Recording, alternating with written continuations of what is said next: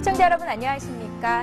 나우 경제브리핑 진행의 최은정입니다. 코스피 지수가 하락 하루 만에 반등하면서 1600선을 회복했습니다. 간밤에 뉴욕 증시가 이틀째 상승으로 마감했다는 소식이 호재로 작용하고 있는데요. 외국인들이 모처럼 1000억 원 이상 순매수하면서 지수를 상승 쪽으로 이끌고 있는 것으로 풀이됩니다. 먼저 동시호가 상황 살펴보고 자세한 마감 상황 전해드리겠습니다. 네, 먼저 코스피 쪽입니다. 시가총액 상위 종목군들은 혼조세를 보이고 있는데요. 삼성전자는 반도체 핵심 기술 유출 소식에도 불구하고 반도체 지수의 상승 소식에 힘입어서 나흘 만에 상승세로 돌아섰습니다. 0.26% 오르면서 77만 4천 원 선에서 오늘 장을 마감하고 있습니다.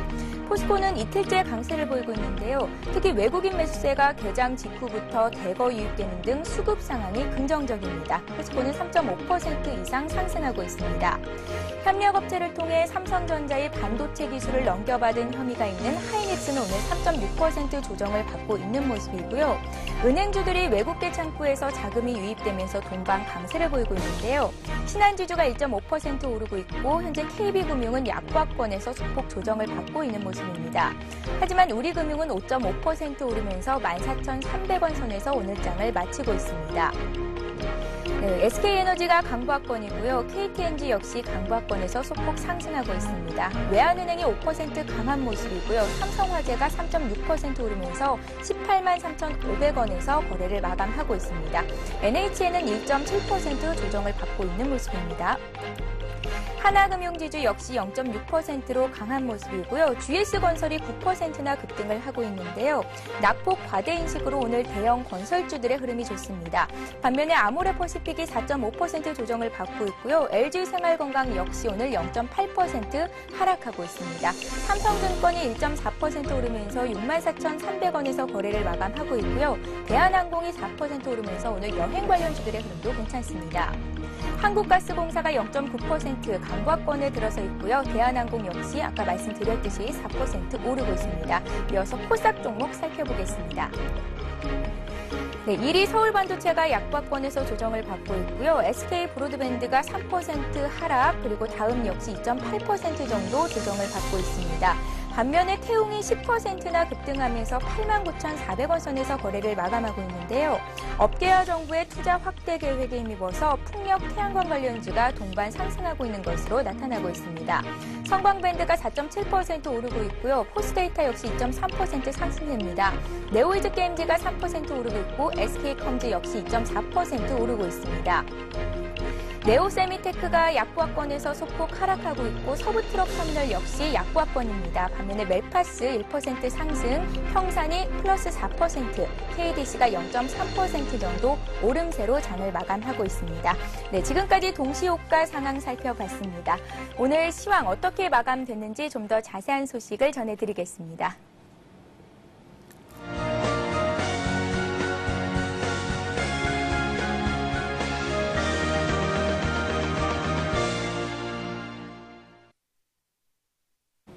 네, 코스피 지수가 외국인과 그리고 개인의 동반 매수에 1610선을 회복했습니다. 간밤에 뉴욕 증시가 12월 미결 주택 판매 개선 소식 그리고 기업 실적을 호재로 1% 이상 오르면서 마감했다는 소식이 호재로 작용했는데요. 기관의 매도가 늘어나면서 오전 한때는 1600선 가까이 밀리기도 했지만 이후 외국인과 개인의 매수가 확대되면서 상승폭을 늘렸고 1610선 이상으로 올라왔습니다. 중국 증시를 비롯한 아시아 증시 가 일제히 오르고 있는 점도 투자 심리에 긍정적인 영향을 미치고 있는 것으로 풀이됩니다. 오늘 코스피 지수는 어제보다 1.2% 오르면서 1615선에서 장을 마칠 것으로 예상되고요. 코스닥 지수는 사흘째 상승세입니다. 어제보다 2%나 오른 515선에서 장을 마칠 것으로 예상됩니다. 네, 오늘은 오랜만에 외국인들이 1000억 원 이상 순매수하면서 지수를 상승 쪽으로 이끌었는데요. 외국인들은 이틀째 순매수를 보여줬습니다. 오늘 외국인들이 코스피 시장에서 1361억 원 순매수했고요. 개인 역시 매수에 가담을 했습니다. 개인들이 95억 원 매수 우위를 기록했습니다. 반면 기관은 1408억 원 정도 차익 실현 매물을 내놨습니다. 네, 오늘 코스닥 쪽에서는 조금은 다른 양상이 나타나고 있는데요. 개인의 매도세가 강하게 나오고 있는 반면에 외국인과 기관이 사고 있습니다. 외국인이 217억 원, 기관이 40억 원 순매수하면서 오늘 코스닥 지수를 2% 이상의 상승세로 이끌었는데요. 개인들이 225억 원 차익 실현 매물을 내놓고 있는 모습입니다. 네, 오늘 업종별로는 장 후반 들어서 대부분의 업종들이 다시 상승 반전 쪽으로 방향을 튼 모습인데요. 오늘은 대형주가 비교적 강한 흐름을 보였습니다. 중형주와 소형주 모두 오늘은 강한 상승 흐름으로 장을 마칠 것으로 예상됩니다. 현재 화면상으로 통신업종이 1.5% 하락했고요. 전기가스 업종이 소폭 하락하면서 장을 마쳤습니다. 은행업종이 3% 강세 흐름을 보여줬고요. 건설업종이 3.6%로 오늘 대형 건설주들이 비교적 강한 흐름을 보여줬습니다. 최근 유동성 위기 등으로 낙폭이 컸었던 건설주에 오늘 매수세가 유입된 것으로 풀이됩니다. 철강, 금속업종도 2%로 상승했고요. 금융업종 역시 1.7% 오름세로 장을 마쳤습니다. 오늘 특징을 보인 종목들 좀 더 자세히 살펴보겠습니다. 최근 2, 3일간 주식시장에서 약세를 보였던 대형 건설주들이 대폭 반등하면서 강세를 이어갔습니다. 대형 건설주들은 최근 중견 건설사인 성원건설이 유동성 위기를 겪으면서 동반 하락세를 이어왔는데요. 하지만 당장에 직접적인 영향이 없는 악재에 반응했다는 점에서 그간 낙폭이 과대했다는 평가가 나왔고요. 오늘의 반등세를 이끈 것으로 해석됩니다. 대린산업이 6.9% 급등했고요. GS건설은 10% 가까이 오르면서 91,700원에서 거래를 마쳤습니다. 우주항공 관련주들이 나로 2차 발사에 대한 기대감으로 오늘 동반 강세 흐름을 보여줬습니다. 빠르면 이번 주 중으로 한국의 첫 우주 발사체인 나로우의 위성궤도 진입 실패에 대한 원인 분석 작업이 마무리될 것으로 전해졌는데요. 이후에 최종 조사 결과가 발표되는 대로 보강 작업을 한 뒤에 다음 달 러시아에서 2단 추진체가 들어오면 사전 계약대로 오는 5월 나로우의 2차 발사가 진행될 것으로 예상됩니다. 농업진흥청 직속 녹색성장위원회의 농업 녹색기술개발과 현장 실용화 계획 발표를 앞두고 오늘 기대감이 반영되면서 관련주들이 일제히 상승하는 모습을 보여줬습니다. 서희건설과 에코에너지가 4%나 급등했고요. 위닉스 역시 1.2% 오르면서 6,280원 선에서 오늘 장을 마감했습니다. 네, 오늘 상한가까지 오른 종목들은 어떤 종목들이 있는지 화면 통해서 소개를 해드리겠습니다. 네, 오늘은 헬스케어 관련주의 주가도 탄력적인 모습을 보였는데요. 최근 정부가 발표한 스마트케어 시범사업 추진 계획이 호재로 작용한 것으로 보입니다. 인성정보가 가격 제한폭까지 올랐습니다. 자동차 부품업체인 코다코가 대규모 수주와 실적 턴어라운드에 대한 기대감으로 이틀째 가격 제한폭까지 올랐고요. 탱크웨어 역시 상한가로 직행했습니다. 네, 오늘 주요 아시아 증시는 일제히 오름세를 보이고 있습니다. 장중에 하락하던 중국 증시마저 상승으로 돌아선 모습인데요. 먼저 일본 증시 마감 상황부터 살펴보겠습니다. 일본 증시는 0.3% 상승하면서 1,404포인트로 오늘 장을 마쳤습니다. 도요타의 리콜 사태로 반사이익을 볼 것이라는 다른 자동차 관련주에 매수세가 유입된 것으로 풀이됩니다. 그 밖에 주요 아시아 증시 흐름 보겠습니다. 중국 증시는 최근 커지고 있는 긴축 우려를 이기지 못하고 4개월 만에 2,900선이 무너지기도 하는 등 장중 하락 반전하기도 했는데요. 주변국 아시아 증시의 상승 기조에 동참하고 있는 모습입니다. 국제신용평가사 피치가 중국은행의 신용 등급을 하향 조정했다는 소식이 전해지면서 증시에는 하방 압력을 가했었는데요. BNP 파리바는 정부 규제로 올해 중국 기업들의 매출 규모는 당초 예상보다 10% 줄어들 것이라면서 상하이 종합지수도 주요 국가 중 가장 더딘 흐름을 보일 것이라고 내다봤습니다. 현재 중국 상위 종합지수는 상승폭을 조금 더 늘린 모습입니다. 1.7% 정도 오르고 있고요. 그 밖에 홍콩 증시, 대만 지수, 베트남 지수 모두 1% 넘는 상승세를 보이고 있습니다. 싱가포르 지수와 호주 지수 역시 강보합권에서 오르고 있는 모습입니다. 네, 이틀째 큰 폭으로 하락하며 출발한 원달러 환율이 1,150원대에서 숨 고르는 모습을 보였는데요. 차트 보면서 좀 더 자세한 설명드리겠습니다. 어제 10원 가까이 급락했던 원달러 환율은 오늘도 개장 직후 5원 20전 하락하면서 1,154원 70전으로 거래를 시작했습니다. 이후 대외 금융시장이 안정되면서 역외 세력의 달러 매도가 거세게 이어졌고요. 환율은 장중 1,150원 선까지 저점을 낮췄습니다. 하지만 곧 수급 쪽에서 저가 결제 수요가 유입이 됐고요. 당국의 미세 조정이 부각되면서 1,150원 선은 강하게 지지되는 모습을 보여줬는데요. 오늘 오전 강만수 국가경쟁력위원회 위원장은 환율이 올해 우리 경제의 가장 큰 복병이라면서 적정 수준에서 유지되지 않으면 안 된다고 밝혔습니다. 외국인 투자자들은 오늘 국내 증시에서 1,000억 원 이상 주식을 순매수하면서 환율 하락의 무게를 실어줬는데요. 장 막판 들어서는 1,150선이 붕괴된 모습을 보였습니다. 오늘 환율은 어제보다 10원 90전 하락한 1,149원의 거래를 마쳤습니다. 네, 오늘 코스피 코스닥 마감 상황 다시 한번 살펴보도록 하겠습니다.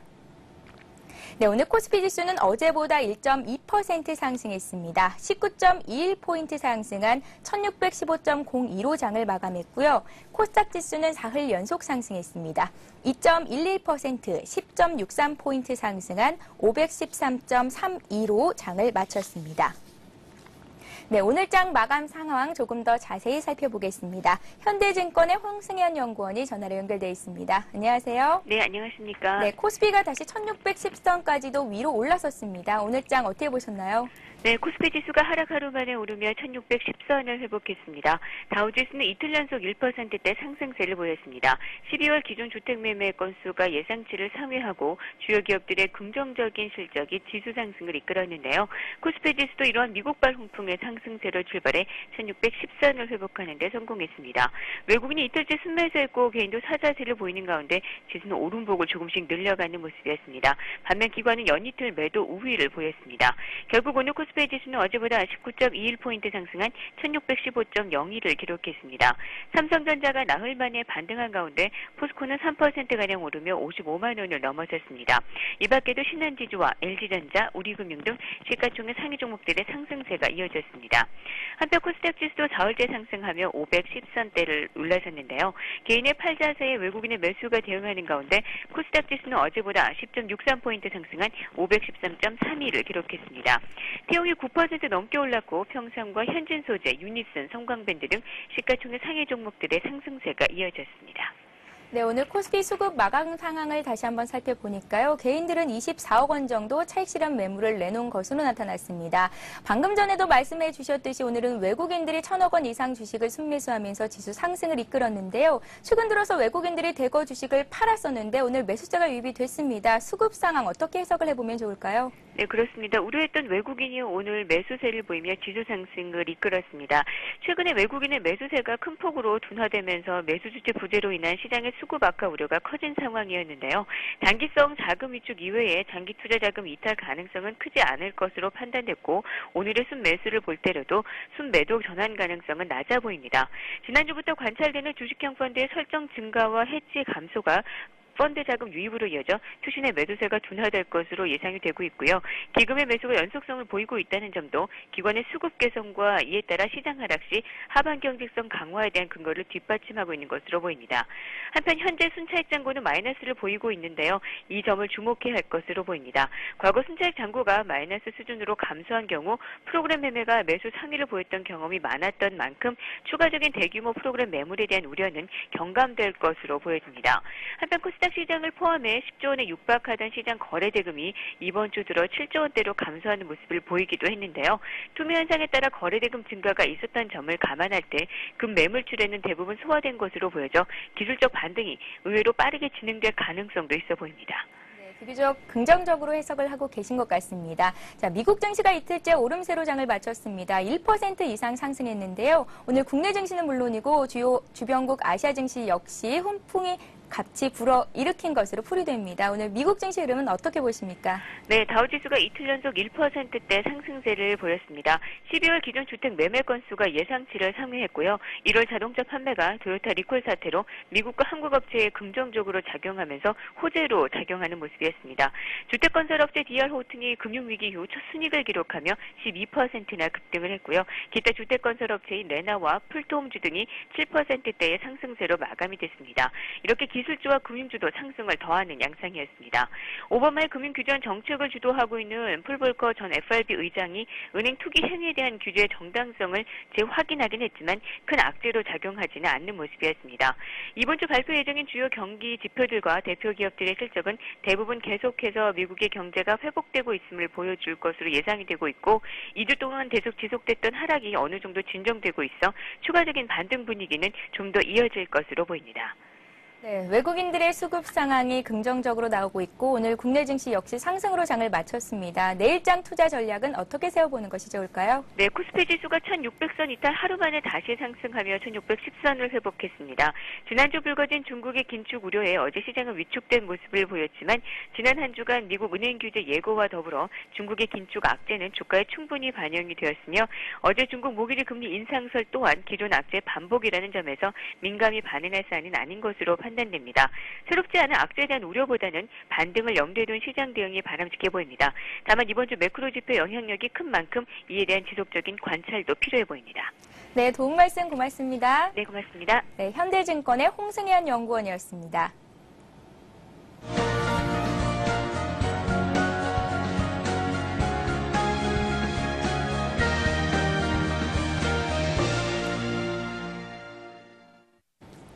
이 시각 주요 뉴스입니다. 삼성전자의 반도체 핵심 기술이 경쟁사인 하이닉스 반도체에 무더기로 유출된 것으로 드러났습니다. 서울 동부지검 형사 6부는 오늘 삼성전자의 반도체 제작 기술과 영업 비밀을 빼내 하이닉스에 넘긴 혐의로 반도체 장비 업체 A사의 부사장 곽 씨와 팀장 김 씨 등 2명과 이들로부터 영업 비밀을 건네받은 하이닉스 반도체 전무 한모 씨를 구속 기소했습니다. 검찰에 따르면 기술 유출을 주도한 곽 씨는 김 씨 등 직원과 짜고 2005년 3월부터 최근까지 D램과 낸드 플래시 메모리의 제작 공정 등을 담은 삼성전자의 영업비밀 95건을 빼돌려 13건을 하이닉스에 넘긴 혐의를 받고 있습니다. 하이닉스 측은 이번 사건과 관련해 삼성전자의 기술을 전혀 사용하지 않았다고 밝혔습니다. 정부가 미국식 금융규제 움직임을 따르지 않고 국내 금융산업의 규제 완화와 투자은행 업무 확대, 대형화 정책을 계속 추진하기로 했습니다. 곽승준 대통령 직속 미래기획위원회 위원장은 오늘 열린 위기 이후 한국 금융산업의 재도약을 위한 미래비전 국제세미나에서 외국과 같이 각종 규제를 일률적으로 강화할 경우 우리 금융산업의 발전을 저해할 수 있다며 이같이 밝혔습니다. 진동수 금융위원장도 같은 자리에서 한국 금융이 처한 상황은 선진 금융시장과는 다른 특수성이 있어 글로벌 차원의 흐름을 그대로 적용하기에는 적절치 않은 부분이 있다고 말했습니다. 진 위원장은 이어 실물 지원이라는 금융 본연의 기능을 높이면서 이를 기반으로 성장 동력 산업으로의 도약을 모색해야 한다고 강조했습니다. 다음 달부터 한 자녀를 둔 맞벌이 가구도 보육료 지원을 받을 수 있게 됩니다. 보건복지가족부는 오늘 부모 모두 근로소득이 있는 맞벌이 부부에게도 자녀 보육료를 지원하도록 하는 새로운 보육료 지원 제도를 다음 달부터 시행하기로 했습니다. 특히 맞벌이 부부 소득 중 낮은 소득은 75%만 소득 인정액에 합산토록 해 맞벌이 가구 지원 대상을 늘렸습니다. 이럴 경우 4인 가구의 소득 인정액이 436만 원, 3인 가구는 378만 원을 넘더라도 보육료 지원을 받을 수 있습니다. 예를 들어 월소득이 각각 180만 원과 300만 원인 맞벌이 부부의 경우 소득 인정액이 480만 원으로 보육료 지원을 받을 수 없으나 낮은 소득인 180만 원을 75%만 인정해 합성하면 435만 원으로 두 자녀 모두 보육료를 지원받을 수 있습니다. 이런 방식으로 올해 보육료 지원 혜택을 받는 맞벌이 가구는 18,000가구에 이를 것으로 추산됩니다. 손해보험협회가 자동차 보험 손해율을 낮추기 위해 교통사고 치료비를 무한정 보상하는 현행 제도를 손질하기 위한 방안을 마련하기로 했습니다. 작은 교통사고에도 과도하게 병원 치료를 받는 것을 막기 위해 과실 비율에 따라 치료비를 상계하는 방안을 마련하겠다는 의도입니다. 현행 제도에서는 과실 비율이 10%에 불과한 피해자가 90%에 달하는 가해자의 치료비를 모두 부담하는 방식이어서 문제가 있다는 얘기입니다. 손보협회는 또 입원율을 낮추기 위해 차량 파손 정도에 따라 치료비 보상 기준을 마련하는 방안도 조사하기로 했습니다. 아울러 보험금이 새는 것을 막기 위해 차량 수리 지원센터를 세워 사전 견적을 내주고 보상 관련 종합 정보를 안내하는 방안도 검토하고 있다고 밝혔습니다. 네, 오늘 국내 증시 모두 상승하면서 장을 마쳤습니다. 코스피는 어제보다 1.2% 상승한 1615로 장을 마감했고요. 코스닥 지수는 이보다 조금 더 강했습니다. 어제보다 2% 상승한 515선에서 장을 마쳤습니다. 나우 경제브리핑 저희가 준비한 소식은 여기까지입니다. 저희는 내일 이 시간에 다시 찾아뵙겠습니다. 고맙습니다.